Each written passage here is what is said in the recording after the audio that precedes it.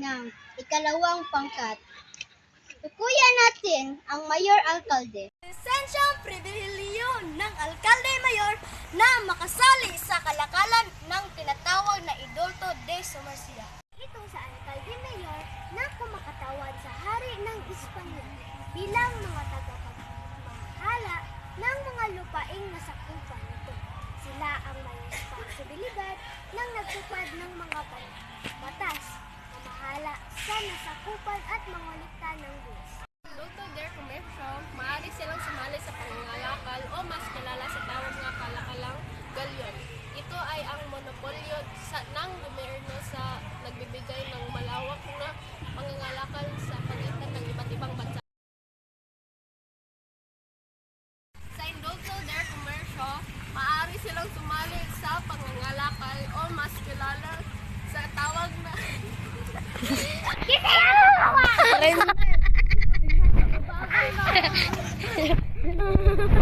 Sa Indulto de Comercio, maaari silang sumali sa pangangalakal o mas kilala sa tawag na kalang-kalang galyon.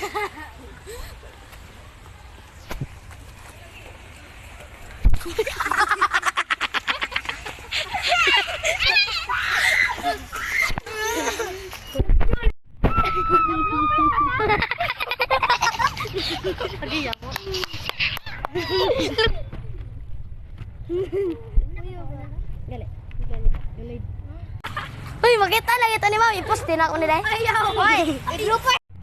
Sa Indulto Mag-ilong. Wala pa na lang mga cellphone na gamitan. Uy, ba?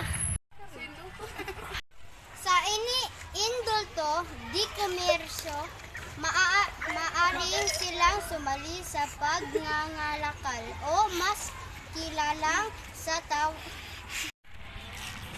Gaya ito sa Alkalde-Mayor na kumakatawan sa hari ng Espanya bilang mga taga-pamahala ng mga lupain na sasakupan nito.